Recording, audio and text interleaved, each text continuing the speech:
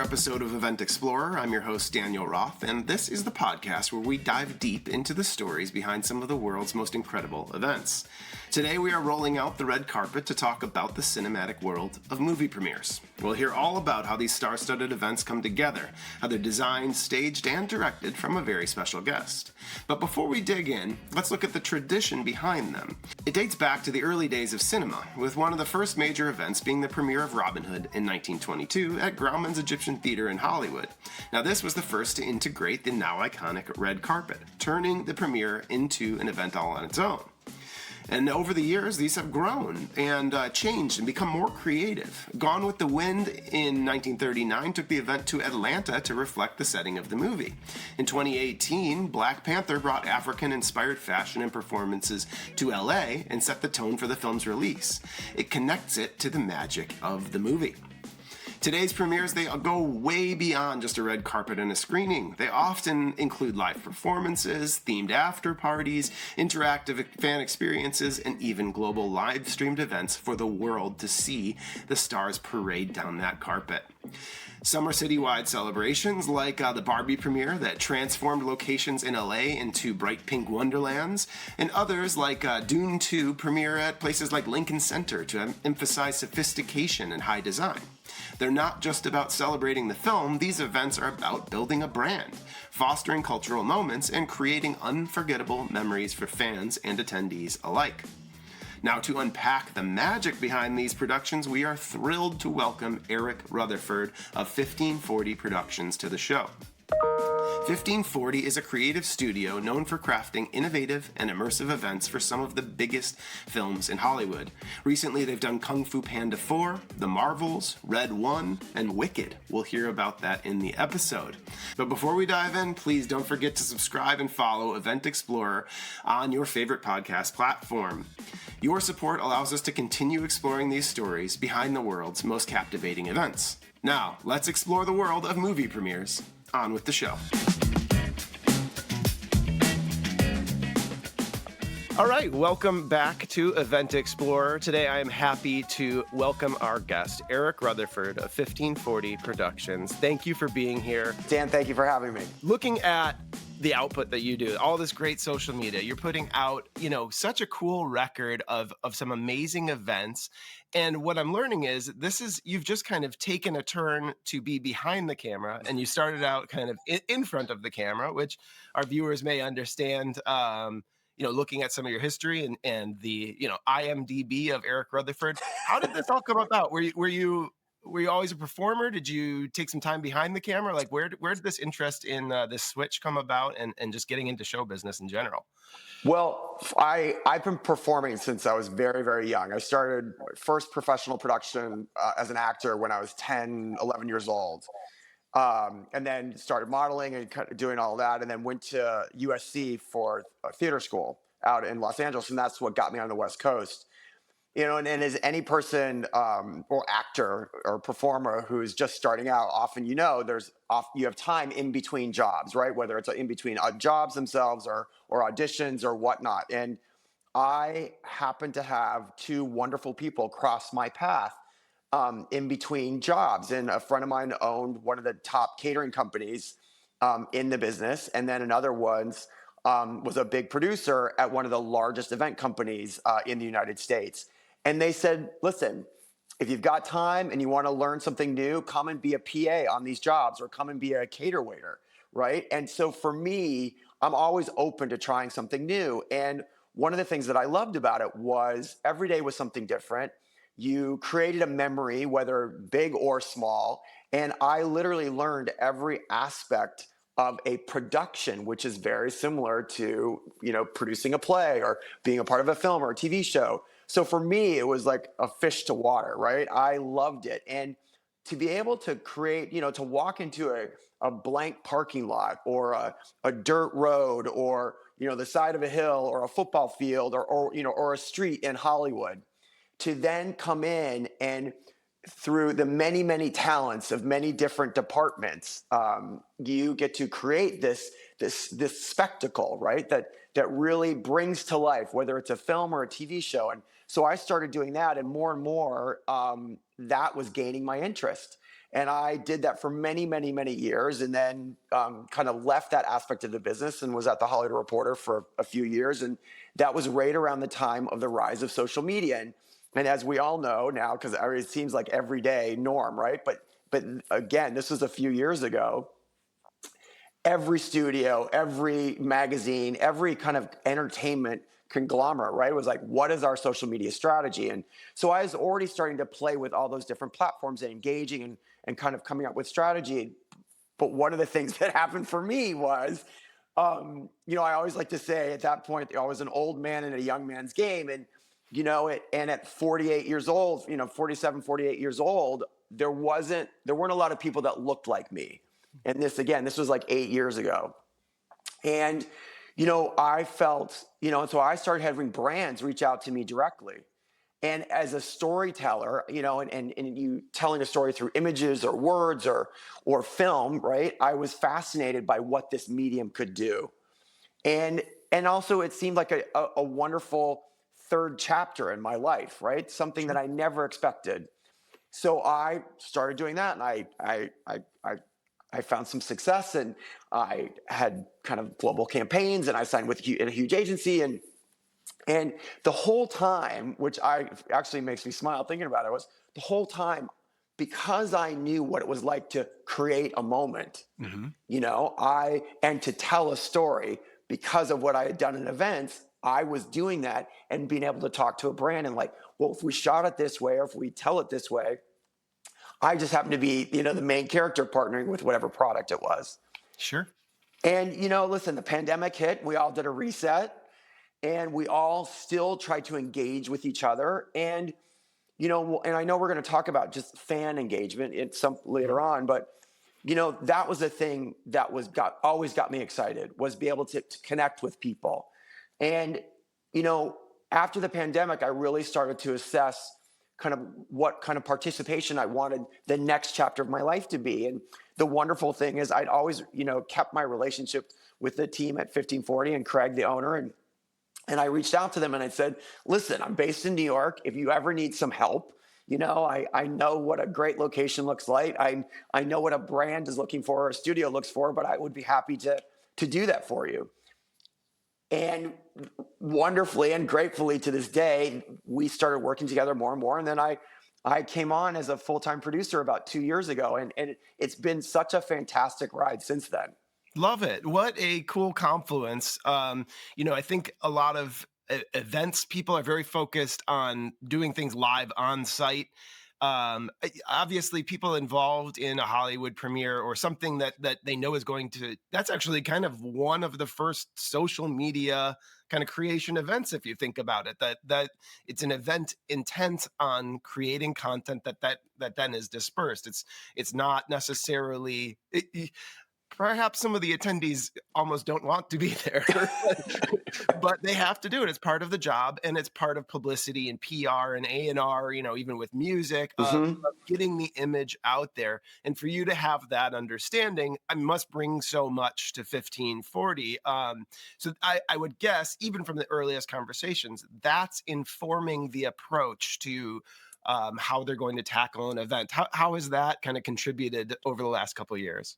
Well, listen, as you just said it's premieres were content creators for decades now, right? It was about capturing a moment. It was creating some excitement, interest, a wow, buzz factor, word of mouth, and also too, it wasn't that long ago that really the only times that you saw the celebrities or the musicians or the actors, right, that you looked up or watched on the screen or something was at a premiere, and you got in a magazine. And so, with the importance or rise of social media, it was another way to capture those moments and in an immediate moment, of the moment, going live, so to speak.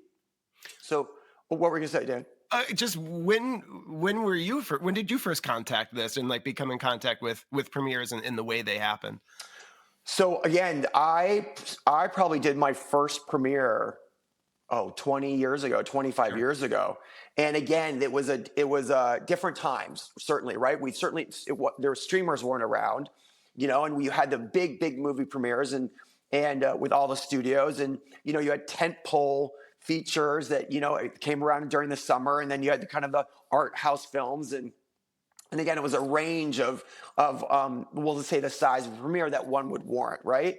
And then even then it began to, because a premiere is, you could say a premiere is like, there's an arrivals, there's still photography, there's TV interviews, there's a cast photo, and then even that you have to constantly adapt or evolve, right? Whether it's the film that you're supporting or the actor that's in it.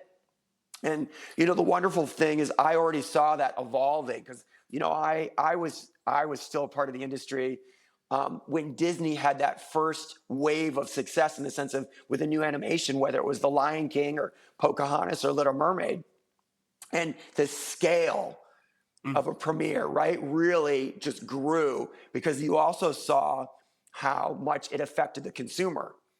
Consumer products are, and again, the different areas of not just the film promotion.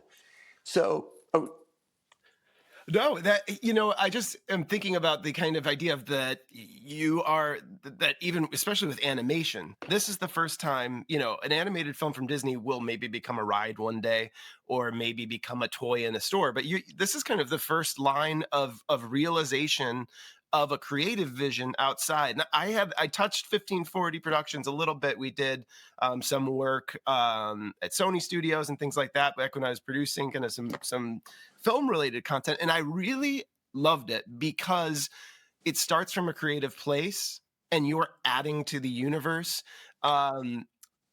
Yeah, tell me a little bit about how you kind of draw inspiration from the piece, or what you're promoting, and then create an event around that. one of the fabulous things, and I am biased, of course, because I worked there, but I felt this way about 1540 since the very beginning. And I knew Craig and the team that's there even before 1540 existed.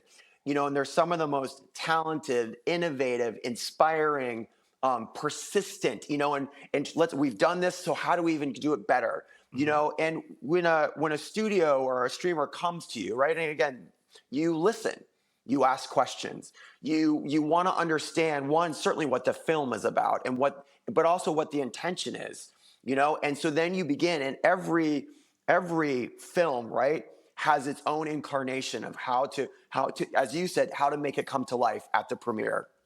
And again, one of the fantastic things about 1540 is you truly walk into this space, and we can do everything from soup to nuts, so to speak, right? Whether it's ideation or innovation or create or build or sketch, or whether it's a fan activation or scale up and shutting down Hollywood Boulevard type thing. But nothing is too small of a detail for us not to discuss. Because again, it's in those details, right, where you really make a difference. And where a fan, particularly because of social media now, where a fan is going to pick up on it. And so every little nuance makes a difference. Every moment that you're going to affect the guest experience really becomes a lasting moment. Whether it's a giveaway or a takeaway or a photo or fan engagement that is present. And we've been very busy in New York this week, and one of the elements that really stuck out for me is now almost in every premiere that we do, there's fan engagement in some capacity. Give me the example. What'd you do this week? Well, so sorry, leave you hanging. So I was involved with two of the big premieres. So last night we did the Wicked New York premiere, and then earlier in the week I produced the Red One premiere. And with Red One, we're in New York, and how do you also too, depending on the location, that becomes another character in it. Whether it's Rockefeller Center or Lincoln Center, or in Hollywood, shutting down Hollywood Boulevard or Westwood or wherever it might be, right? And so we're at Alice Tully Hall, which is one of the most iconic locations in New York City. So how do you make this film, right? Which is this fantastic film with The Rock and Chris Evans and Lucy Liu and a great partner in Amazon. How do you capture the spirit of the film in this place that has its own iconography, and that has a spirit unto itself? And so, and bring the fans in, because, you can create all these moments, but what we're seeing, and I know you've done it in the interviews that you've had, is especially coming out of the pandemic, people want that live interaction. The artists, the actors want to engage with their fans, because also that creates those moments, that creates those viral moments that everyone is, so much wants to have happen. And again, no matter how hard you try, when you try too hard, what I've seen is you usually fail. So it needs to happen authentically and organically. So we had, from the moment talent dropped off in front of Alice Tully Hall, The Rock getting out, we had fan moments outside. We brought the fans inside into the red carpet, so they were a part of the red carpet, and then had them dawdle all along. Now, again, doing that, you can't lose sight too of what needs to come out of this, right? You want the TV interviews, you want the great stills, you want the great photograph. So you have to figure out how to layer it all in and to make it all successful. And I have to say, listen, and I've been doing this a long time, I still get goosebumps. I still get giddy when I watch, The Rock. He's a true movie star. He loves his fans and he knows how important they are. So watching him engage with every single one of those fans, stopping to take a picture, stopping to look at them, listen to them, capture a picture, write an autograph, have fun with it, it just sticks with me, and it keeps me motivated. And then even last night, they've been, Cynthia and Arrivo and Jonathan and Jeff Goldblum and all of, the Universal team have been doing this fantastic global press tour, and so they came to New York, and because they wanted to do something with the Broadway community. So one of the wonderful things, it was a premiere at MoMA, and so much of the Broadway community was there. And, we're setting up and we're loading in, and, there's so many logistics that go on into loading into this space particularly. And one of the things I noticed was people had already started lining up at 8:00 in the morning. And it was that natural high, because the city was a character.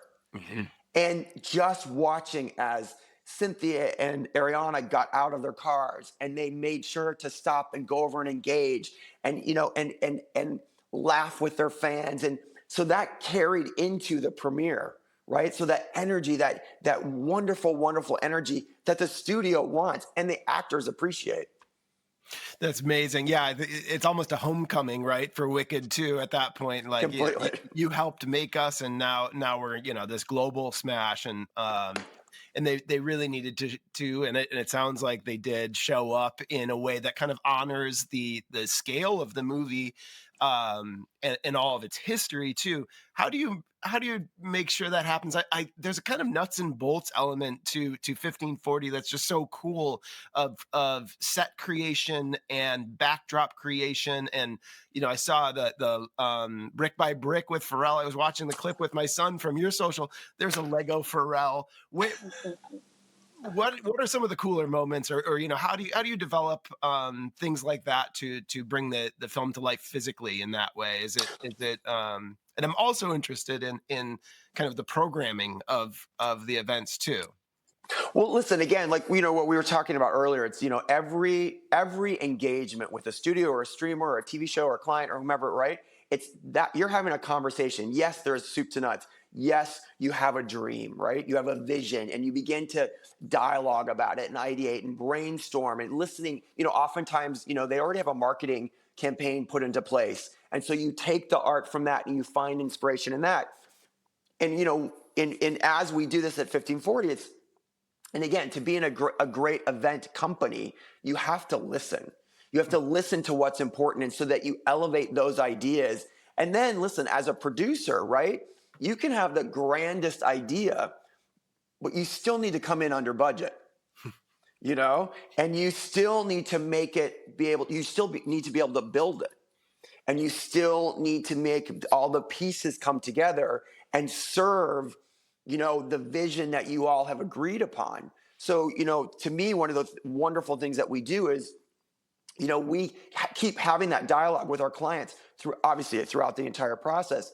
But even if, you come up, many times a filmmaker will be involved, not all the time, but they'll have an idea of what they want and what they don't want, which is just as important to listening to the other aspects, And so you're listening and you want, you're trying to like, is it building something that that comes to life? Like, the wonderful thing is with the Pharrell film, piece by piece, Lego, obviously it's a Lego film.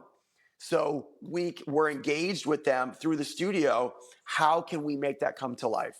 How can we incorporate that authentically into the carpet? And also too, listen, I love cheesy. I love, fully going full throttle and jumping feet first into something. But you also don't want to become, you don't want to miss the plot, right? You don't want to go so far left that you're missing the story. And so with that piece, an example, like we were having conversations with people that were representing Pharrell in this. And, we had come up with this idea of recreating the studio built out of Lego and, where, because that's a big part of the film and obviously his history. And, would he want to do this and this? And what we got back is that he wouldn't want to do that. That was something that he didn't want to be a part of it, partially because he didn't want necessarily the attention to be fully on him in that capacity. So again, you could have, and it looked so cool, the rendering that we did. So for me as a producer and then as a company at 1540, we were so excited to be able to do that. But you get the feedback and you get those notes and you listen. And so you adapt and you continually find ways to then bring it to life again, so that you can load it in, you can build it under budget, you can still get these great moments. The filmmakers are happy, the studio is happy, the talent is happy, and everybody walks away with a smile on their face. What a joy to have, engaged creative partners with your clients. I mean, it doesn't come with every industry, so I think that that's really special. Tell me a little bit about other work that 1540 Productions does.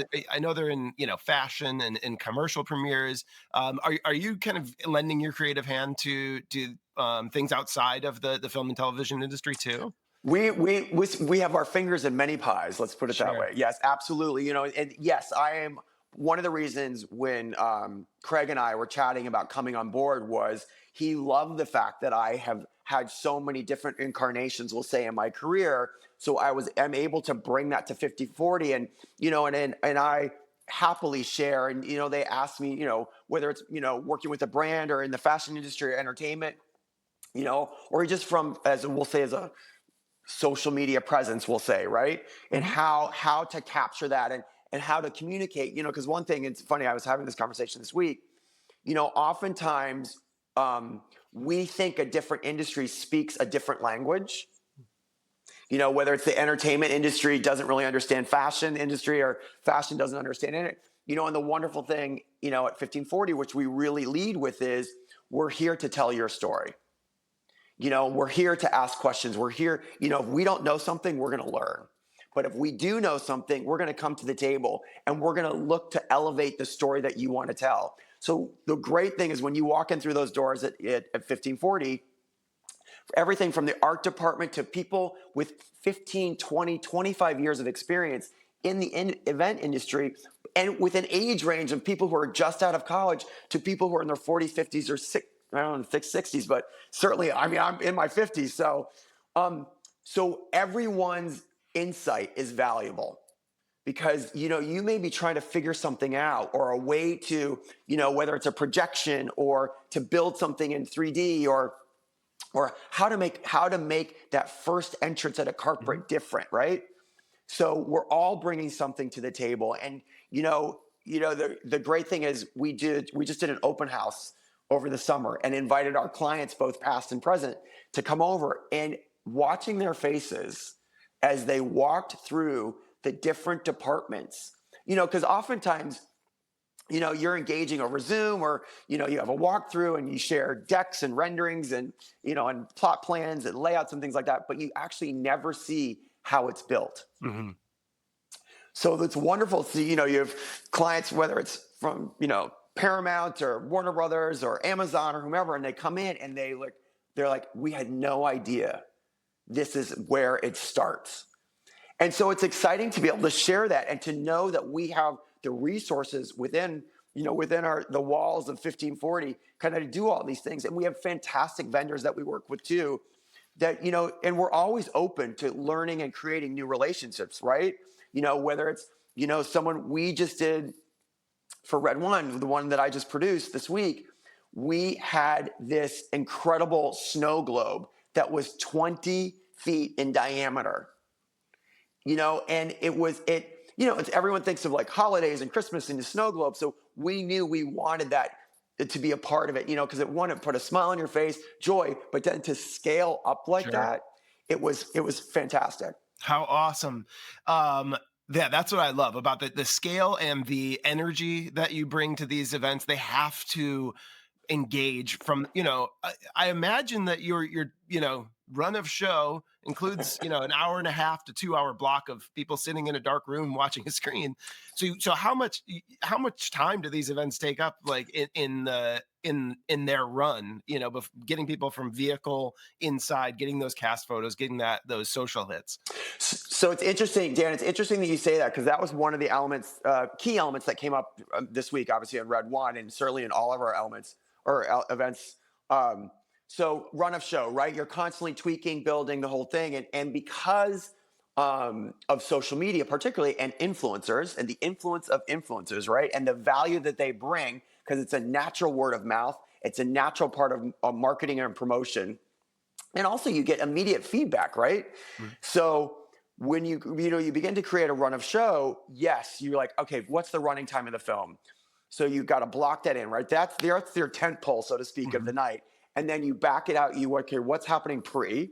So that includes obviously load in, what time you have to be carpet ready, so to speak, what time staff is showing up and all of that. And then what time press check in and everything. And then obviously you open it. Now there is always a slot for influencers. And that is built into every run of show. And, and then it's like, so the influencers have their moment, you capture that, and then they capture their content, and then you have talent and filmmakers run of the show. Now, oftentimes you will strike during a film, depending on timing, right?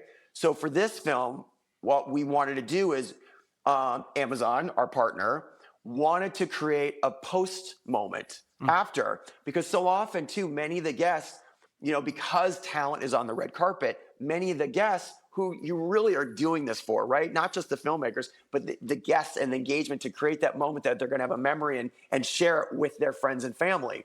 So we kept everything up. We kept the snow globe up. We kept, we had 2 costume characters. We kept the singing choir. We kept the entire step and repeat, so that when people came out, we had hot chocolate, and we had a candy station. We were past holiday cookies, and then we had photo moments, and we had brand ambassadors. So as people came out after the 2 hours, they were greeted with smiles on their face, and they could grab a cookie and then go have a photo moment. But we also had, and this is something that we've started doing, certainly probably for the last 6-7 months, our brand ambassadors, as much as they're a part of, like, when you're greeting people and helping with directions, we actually help them, because so often, right, you're at a red carpet, or you see something, you want to take a picture, and you're trying to do a selfie or whatever it might be, or you get a friend of a friend to do it, or a passerby.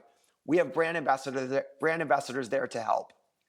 So we literally station them throughout the event, whether it's at the red carpet, whether it's in front of the snow globe. We had these letters, these Red One letters that were 10 feet tall, and it was 32 feet wide. So we had brand ambassadors all along there saying, hey, could I take a picture for you? Nice. Yeah. Brilliant. Yeah, that's image is everything, and you're putting so much effort into creating these. I mean, pitch perfect. You guys do just such amazing work at creating such visual spectacles. You don't want someone just trying to sneak a photo. No, take a freaking photo. Right. Take the best photo you can. Here, I'll help you. Exactly.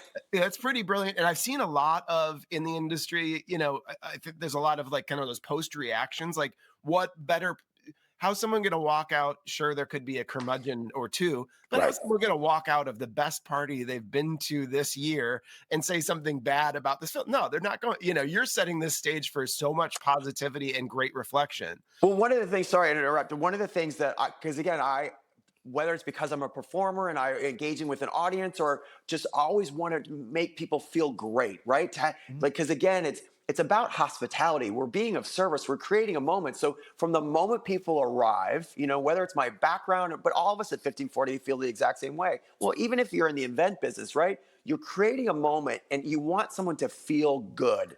You want someone to remember it by. So from the moment people arrive till the moment that they leave, you have an opportunity really to touch someone, to have influence with them. So that's part of the reason too of having these brand ambassadors or giving out cookies as people leave, again, as they go off into the night, so to speak. You want people to have that memory because you could love a film but have a bad experience when you're leaving. So so the beginning, the middle, and the end are as important as each other. There's the arc of storytelling. Completely. Yeah, very good. Very good. All right, this has been amazing. I know there's so many details to dig into. I love you're just dropping all these 20-foot snow globe. Oh yeah, 10-foot letters. It's like that's what I know 1540 does. So I encourage all the listeners and watchers to go check out what you do. Follow Mr. Rutherford on Instagram. Follow 1540 Productions. Just it's such a bright spot to see of creativity and thoughtfulness and creating unique experiences because you are tied. You've got to live up to some of the best a Steven Spielberg, Ariana Grande, style level of event. If you don't bring it, they're gonna call you out. So it's pretty important. It's true. Just on a closing note, and you've kind of brought it up too. There's a lot of senior voices in the room, but as I've seen you want to share to draw more people in, and you have a big focus on inclusivity and expanding the industry. How do you kind of pursue, and how would you tell someone interested in the industry to kind of pursue a career in this and to be able to be involved? Like I know they could. Maybe being a cater waiter, people may think, oh, I want to be in events. I'm not going to be a caterer. Well, hey, you could meet someone at that you're serving a shrimp cocktail to, and they could change the rest of your life. So how do you go about that yourself in your work? Well, the wonderful thing in the event industry, it is broad. It is a big tent, right? There are so many different aspects that you could be a part of. And, coincidentally, I hired someone to work with me this week who had been recommended by a friend of a friend of a friend, right? Who needed work. They're an actor. And, and I have a soft spot, right, for people. Sure. And the wonderful thing is they came with curiosity. They were interested not just to make a paycheck, so to speak, but they from afar, they admired the industry, and they had gone to a number of premieres or, been a guest of. And so when they came and started working, they immediately started asking questions. They'd always been fascinated by the industry. And so what I would say to anyone is, if you're interested or curious, reach out to someone. If you know someone in PR, reach out to someone. If you know someone at a studio, reach out to someone like me who actually is in the industry. Again, because there's so many different roles that can be played, whether it's in the art department, whether it's in, building scenery, whether it's in producing, whatever it is, or hospitality. You could work at a studio, you could work at a restaurant, you could work, there's so many different ways to gain access. For me, I literally started as a PA. I literally started in the floral department because I could lift the heavy vases. Nice. And then, but from that, again, you see how things are built, and the wonderful thing at 1540, we have an internship program that people reach out to all the time, and they, from all different parts of the country. And many times people don't know like what they want to do, or they know they want to be a part of it, but they don't know the questions to ask. And so the person that came and worked with us last week, he brought it up, or I could see he was asking questions. And so we started talking about it, and he goes, I would love to be a part of it. I just don't know where I would fit in, so to speak. And I said, well, what are you interested in? And he goes, I love working with props. I love working with scenery. And so the wonderful thing is we had a lot of decor for this last Red One premiere. So I made sure to partner them with our lead scenic person. And watching his face light up when he was helping her flock Christmas trees, it was just, not to sound cheesy or ridiculous, but it made me smile, like warmed up my heart, because I was watching someone get inspired. Mm-hmm. I was watching someone's creativity come to life that maybe they hadn't tapped into before. Now, I would also say, don't be afraid to begin to try something out, because there may be one part of the industry that doesn't work for you, but there may be another aspect. You're like, oh, I'd rather be part of the marketing part of it, or something along those lines. Keep trying it out, because to me, again, you could work on the grandest scale or very intimate dinners, but what you're doing is you're creating a moment that is going to have a lasting effect on maybe a few individuals or thousands. Sure. Oh, beautiful. And the idea that, the things we see are glamorous, actually working in them could be flocking a Christmas tree. It could be spreading tinsel or directing someone to take the photo. All those things add up to a global premiere, a global Completely. presence. Well, very cool. I think this insight is just so interesting, and so it just pops off the page, as you will, of kind of the artistry and what great work you and your team does. So I really appreciate the opportunity to talk to you, to learn about kind of this behind the scenes, and I think people get a kick out of it. I'll ask your team for some photos and some evidence of all the great work you do, and I just can't wait to watch more and talk to you in the future about some more of the great work you're doing. Dan, thank you. I really appreciate it. And I have to say, I thank you for asking me could join you on your podcast. It's if you can't tell, I get very excited about it. Yeah. I get excited about this because, as you said, is the creativity, to be able to creative and bring something certainly of yourself, but also the people that you work with. And there's so much creativity at 1540 and in this industry that every single day, even if I've had 2 hours sleep, I get inspired. So. Oh, I love it. Well, good. Well, that passion bleeds through. I appreciate it. Yeah, cool. Well, I hope to talk to you again. Me too. I look forward to it. I want to thank Eric Rutherford for being a guest today. He was incredible. Hearing about the creativity, the precision, the sheer scale of what goes into producing these iconic premieres is outstanding. And I love the way 1540 Productions ties the essence of every film into each detail of the event. It's clear to see why these premieres leave such a lasting impression and why they get the call every time. What stood out to me most was how these events have evolved into full-blown productions themselves. They combine strategy and storytelling and a touch of magic to connect people to a brand or a film in such a memorable way. Eric's insights into creating Instagrammable moments were particularly fascinating.